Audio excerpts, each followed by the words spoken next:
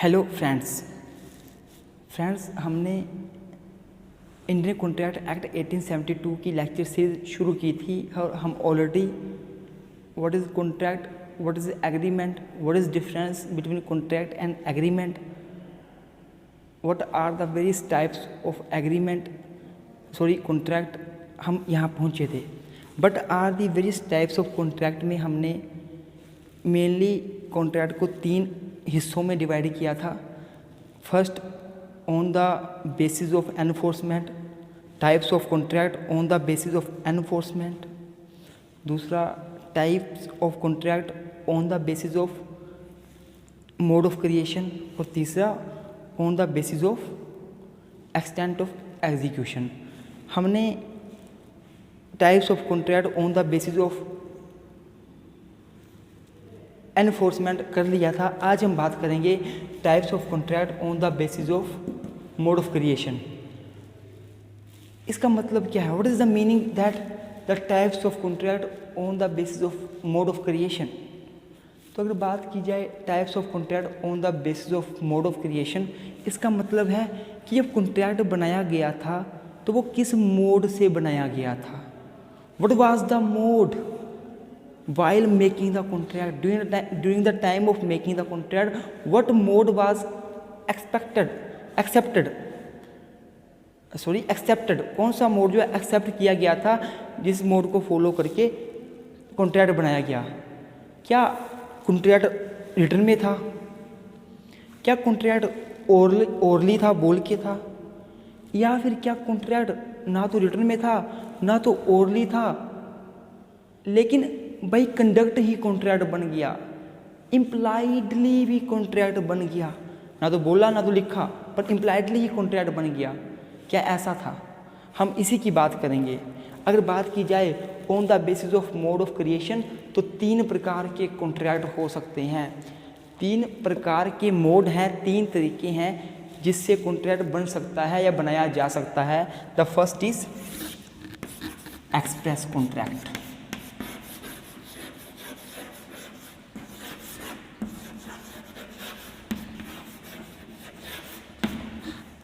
The second one is implied.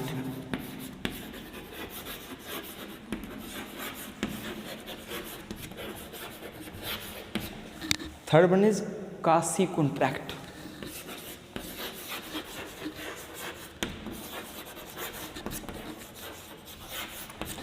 अगर बात की जाए दोस्तों एक्सप्रेस कॉन्ट्रैक्ट और इम्प्लाइड कॉन्ट्रैक्ट की, अगर हम एक्सप्रेस और इम्प्लाइड कॉन्ट्रैक्ट की बात करें तो इंडियन कॉन्ट्रैक्ट एक्ट 1872 का section 9 of Indian contract act 1872 deals with contract which is made expressly और contract can also be made impliedly. अगर मैं एक्सप्रेस कॉन्ट्रैक्ट की बात करूं तो मेरे दोस्तों एक्सप्रेस कॉन्ट्रैक्ट का सिंपल सा मतलब होता है कि जब कॉन्ट्रैक्ट बनाया जाता है तो कॉन्ट्रैक्ट बनाते टाइम भाषा का प्रयोग किया जाता है। भाषा चाहे वो ओरली हो, भाषा जो है चाहे वो ओरल हो, बोलकर कॉन्ट्रैक्ट बनाया जाए, मौखिक रूप से कॉन्ट्रैक्ट बनाया जाए, या फिर रिटन हो। Express contract means a contract which is made by words either or written। Express contract का मतलब होता है ऐसा कॉन्ट्रैक्ट जो या तो बोलकर बनाया जाता है, एक्सप्रेसली बोलकर बनाया जा रहा है, या रिटन में एक्सप्रेसली रिटन में बनाया जा रहा है। मतलब भाषा का प्रयोग किया जा रहा है, लैंग्वेज का प्रयोग किया जा रहा है, फिर चाहे लैंग्वेज बोलकर हो, मौखिक रूप से हो, या फिर रिटन हो। तो सेक्शन 9 जो है वो एक्सप्रेस कॉन्ट्रैक्ट की बात करता है। और एक्सप्रेस कॉन्ट्रैक्ट का मतलब होता है a contract which is made with the help of some express words. The express words can be in written form और it can be in oral form. Form कोई भी हो सकती है। अगर मैं बात करूं एक्सप्रेस कॉन्ट्रैक्ट की, तो इसका मतलब है कॉन्ट्रैक्ट जो कि एक्सप्रेसली बनाए जाते हैं, एक्सप्रेसली। तो आप इसमें लिख सकते हो कि कॉन्ट्रैक्ट, एक्सप्रेस कॉन्ट्रैक्ट का मतलब आप लिख सकते हो students, express contract entered into between the parties by words spoken और रिटन।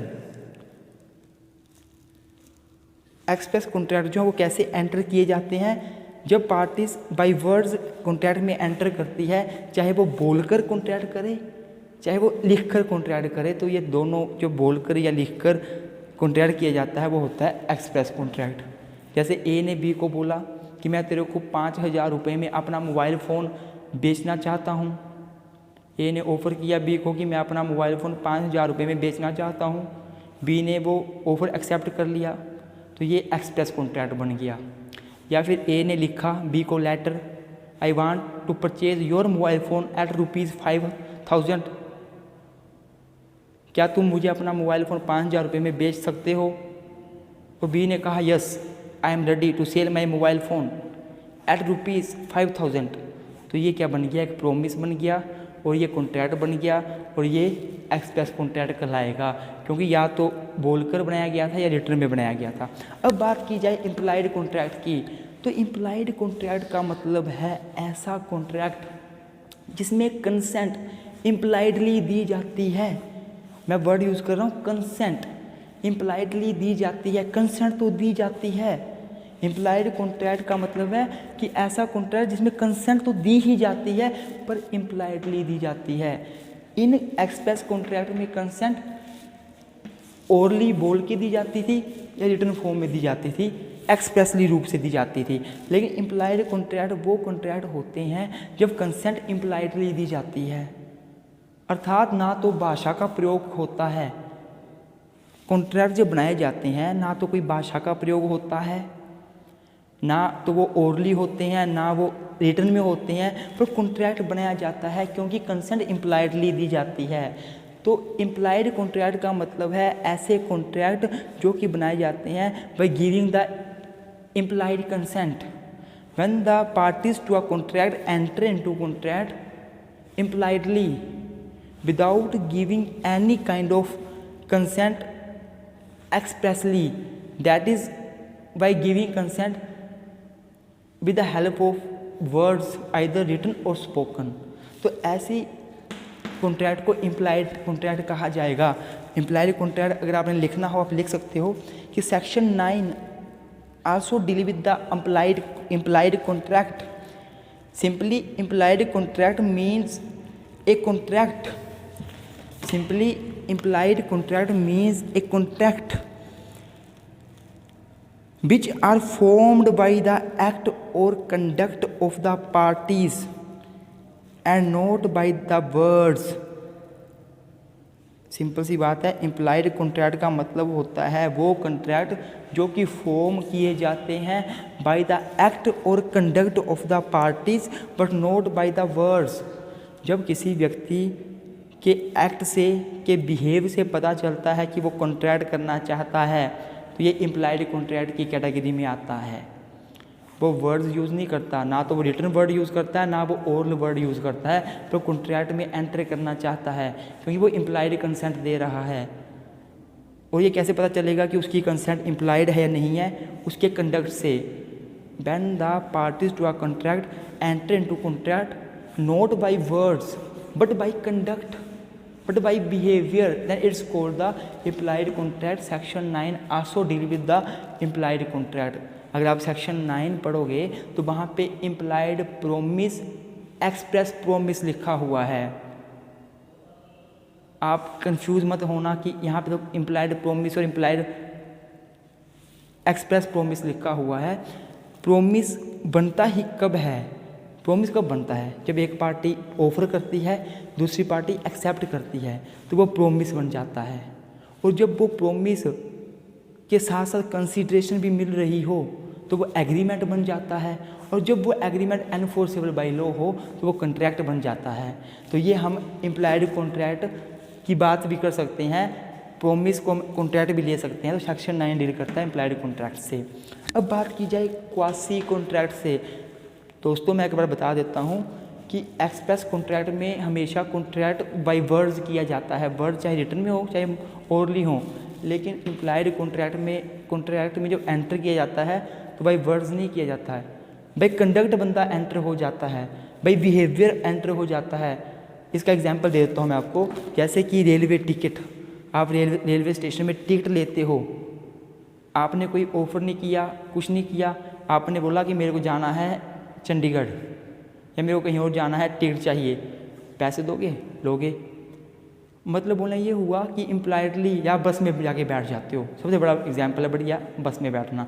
बस में बैठ गए, वहाँ पे कंडक्टर आया, टिकट काटेगा, देगा, पैसे लेगा। आपने कोई ऑफ़र नहीं किया बस में बैठने से पहले कि मैं इस बस में बैठ सकता हूँ, और वो आपका ऑफ़र एक्सेप्ट कर रहा है, हाँ जी बैठिए, मैं लेकिन 100 रुपये लूँगा जाने के लिए, ऐसा कुछ नहीं है। आप आए, बैठे, आप इम्प्लाइड कंसेंट दे रहे हो, आप उस कॉन्ट्रैक्ट के लिए पैसे दोगे।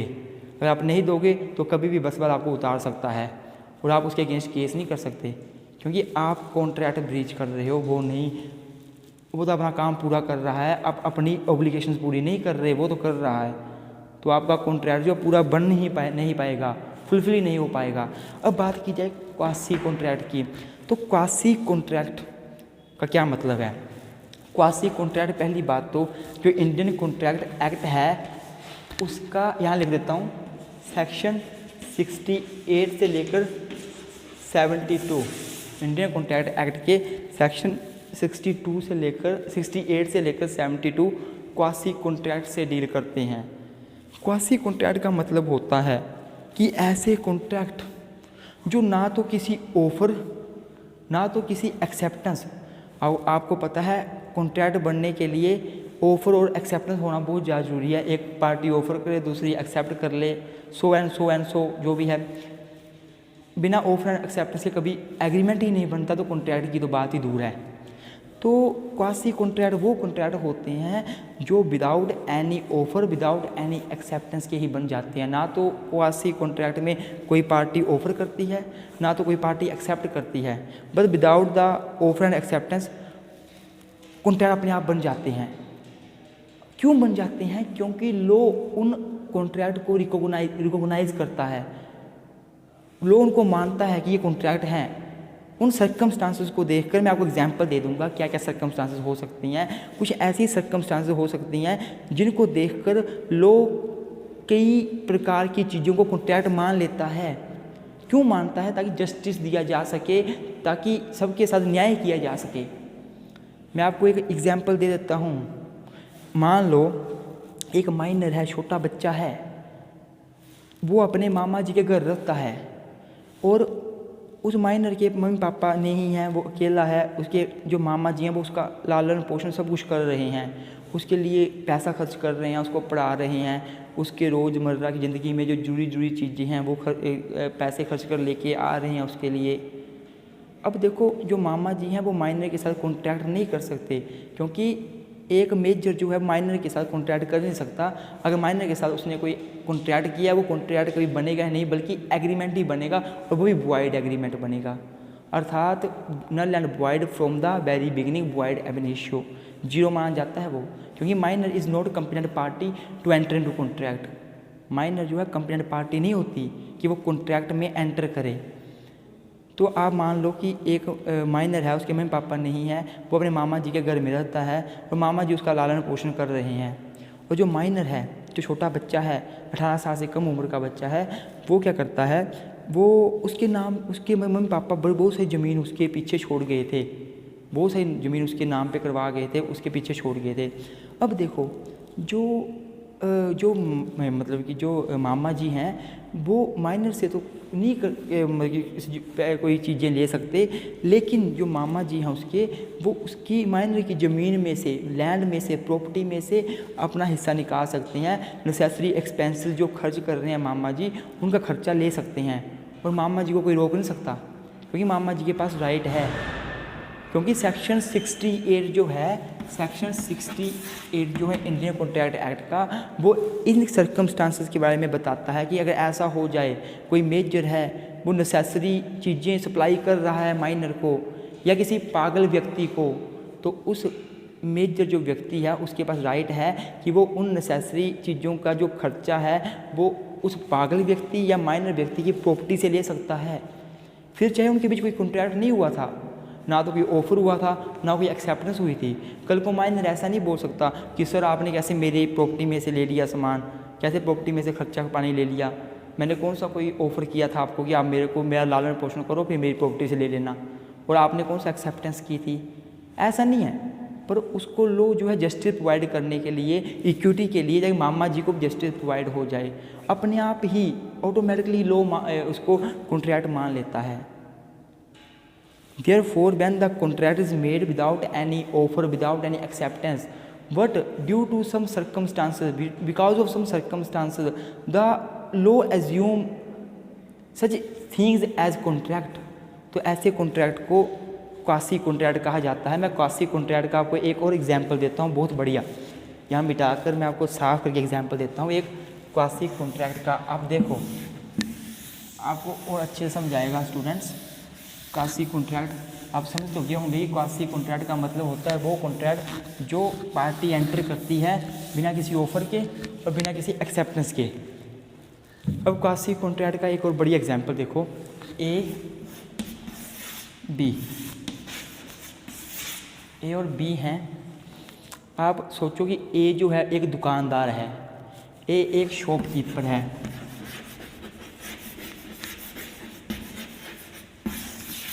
यह जो माल लेके आता है, सामान लेके आता है अपनी शॉप के लिए, वो चंडीगढ़ से लेकर आता है।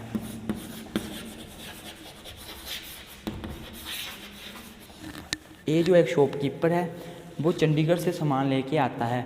वो 20 तारीख को 20 जैन को चंडीगढ़ गया सामान लेने के लिए अपनी दुकान के लिए, और उसने बहुत सारा सामान लिया और उसको रात पड़ गई। और इसका एक दोस्त बी जो है वो चंडीगढ़ में ही रहता है। इसका एक दोस्त बी है, ये जो है ए का फ्रेंड है, फ्रेंड ऑफ ए का जो फ्रेंड है वो चंडीगढ़ में रहता है। बी बहुत बार ए को बोलता है मेरे घर रुक जाया कर रात को, क्यों तू होटल में रहता है या वापस घर जाता है लेट, तू मेरे घर रुक जाया कर। और बी इस बार ए के घर में रुक गया, ए इस बार बी के घर में रुक गया और ए ने बी के घर में स्टे कर लिया रात को। जब सुबह हुई तो ए चल पड़ा अपने घर को वापस, और ये कुछ सामान तो ले गया, पर इसका एक थैला बी के घर में ही रह गया। और बी ने क्या किया, उस थैले को बिना ए के पूछे यूज़ कर लिया, उन थिंग्स को यूज़ कर लिया जो थिंग्स थी। मान लो वो कपड़ों की दुकान करता है तो कपड़े थे वो, तो बी ने यूज़ कर लिए, कुछ अपनी बेटे को दे दिए, बेटी को दे दिए, जो सामान था उस हिसाब से यूज़ कर लिया। ए ने बी को फ़ोन किया कि बी यार मेरा तो सामान तेरे घर में रह गया है, थैले में होगा, मेरे को चाहिए। और बी बोलता है ओ यार मैंने तो यूज़ कर लिया। अब देखो, ए बोलता है तूने यूज़ कर लिया, मैंने तो पैसे खर्चे थे, अब मेरे को पैसा तो दे दो, जो पैसे मैंने लगाए हैं वही तो दे दो। और बी बोलता है मैं क्यों दूँ पैसे, हमारे बीच कौन सा कॉन्ट्रैक्ट हुआ था कि तू मुझे सामान देगा मैं तेरे को पैसे दूंगा, कोई कॉन्ट्रैक्ट था ही नहीं मेरा, मैं क्यों दूँ। अब देखो ए क्या कर सकता है, कोर्ट में केस नहीं कर सकता क्योंकि ना तो कोई ऑफ़र हुआ था ना कोई एक्सेप्टेंस हुई थी। ए कहाँ केस करेगा, क्योंकि कोई केस कर नहीं सकता, क्योंकि ना तो कोई ऑफ़र हुआ था ना कोई एक्सेप्टेंस हुई थी, कोई एग्रीमेंट नहीं बना था। तो अब ए के साथ इनजस्टिस हो रहा है, इसी इनजस्टिस को दूर करने के लिए क्वासी कॉन्ट्रैक्ट रखा हुआ है, इसी इनजस्टिस को दूर करने के लिए। तो क्या बात है, तो सेक्शन 70 है, तो सेक्शन 70 है इंडियन कॉन्ट्रैक्ट एक्ट 1872 का। जो सेक्शन 70 है वो इस कंडीशन को फुलफ़िल करता है, इस सर्कमस्टांसेस को फुलफ़िल करता है कि अगर ऐसा हो जाए कि कोई व्यक्ति किसी का सामान यूज़ कर ले, उसको बिना मांगे पूछ परमिशन लिए, फिर चाहे ऑफ़र ना हो एक्सेप्टेंस ना हो, तो हम ऐसे चीज़ों को क्वासी कॉन्ट्रैक्ट मानेंगे। और जिस व्यक्ति के साथ गलत हुआ है, जिसका सामान यूज़ किया गया है, उसके पास राइट है कि वो कोर्ट में जाके केस कर सकता है, और क्वासी कॉन्ट्रैक्ट के अंदर वो केस करेगा। और इस व्यक्ति को, जो व्यक्ति है बी, इसको कोर्ट बोल सकता है कि ए को पैसे दे, कंपनसेशन दे, जो भी नुकसान हुआ है ए को वो ये भरपाई करेगा, इसको कोर्ट मान लेगा। हालांकि देखो ना तो कोई कंसेंट थी यार, कासी कॉन्ट्रैक्ट में तो इम्प्लाइड कंसेंट भी नहीं होती। एक क्वेश्चन आपके मन में आ सकता है कि सर इम्प्लाइड कॉन्ट्रैक्ट और कासी कॉन्ट्रैक्ट में क्या फ़र्क है। कासी कॉन्ट्रैक्ट में भी without any offer without any acceptance जो है वो कॉन्ट्रैक्ट बन जाता है, और इम्प्लाइड में भी इम्प्लाइडली कॉन्ट्रैक्ट बन जाता है, पर बहुत फ़र्क है। जो इम्प्लाइड कॉन्ट्रैक्ट है इसमें इम्प्लाइड कंसेंट दी जाती है, इसमें व्यक्ति इम्प्लाइड कंसेंट देता है, इम्प्लाइड ऑफर बनाता है, इम्प्लाइड एक्सेप्टेंस होती है, इम्प्लाइड सब कुछ होता है। लेकिन कासी कॉन्ट्रैक्ट में इम्प्लाइड कंसेंट भी नहीं होती, इम्प्लाइड ऑफर भी नहीं होता, ना तो एक्सप्रेस ऑफर होता है ना इम्प्लाइड ऑफर होता है, ना एक्सप्रेस एक्सेप्टेंस होती है ना इम्प्लाइड एक्सेप्टेंस होती है। लेकिन फिर भी ऑटोमेटिकली ही कॉन्ट्रैक्ट बन जाता है। क्यों बन जाता है? क्योंकि लॉ जस्टिस प्रोवाइड करने के लिए उनको कॉन्ट्रैक्ट मान लेता है। ये एग्जाम्पल मैंने दिया आपको कि ए का सामान रह गया बी के घर, ए शॉपकीपर था, घर चला गया, बी ने यूज़ कर लिया, तो उनके बीच कॉन्ट्रैक्ट तो नहीं है, पर लॉ इन चीज़ों को कॉन्ट्रैक्ट मानेगा, कासी कॉन्ट्रैक्ट मानेगा अंडर सेक्शन 70, और बी को बोल सकता है कि ए को पैसे दे, ए को कंपनसेशन दे, ए को डैमेजेस दे। ये 3 प्रकार के कॉन्ट्रैक्ट जो हैं वो हो गए on the basis of mode of creation. Mode of creation means कि कॉन्ट्रैक्ट बनाया कैसे गया था, किस मोड से बनाया गया था, कॉन्ट्रैक्ट किस मोड से बनाया गया था। क्या वो एक्सप्रेस मोड से बनाया गया था, क्या वो इम्प्लाइड मोड से बनाया गया था, क्या वो कासी कॉन्ट्रैक्ट था। बोलने का मतलब ये हुआ कि कॉन्ट्रैक्ट जो है, इंडियन कॉन्ट्रैक्ट एक्ट ये कहता है कि कॉन्ट्रैक्ट जिस मर्जी मोड से बनाया जा सकता है। ओरल कॉन्ट्रैक्ट भी वैलिड होते हैं, रिटर्न कॉन्ट्रैक्ट भी वैलिड होते हैं, यहाँ तक कि इम्प्लाइड कॉन्ट्रैक्ट भी वैलिड होते हैं, कासी कॉन्ट्रैक्ट भी वैलिड हैं।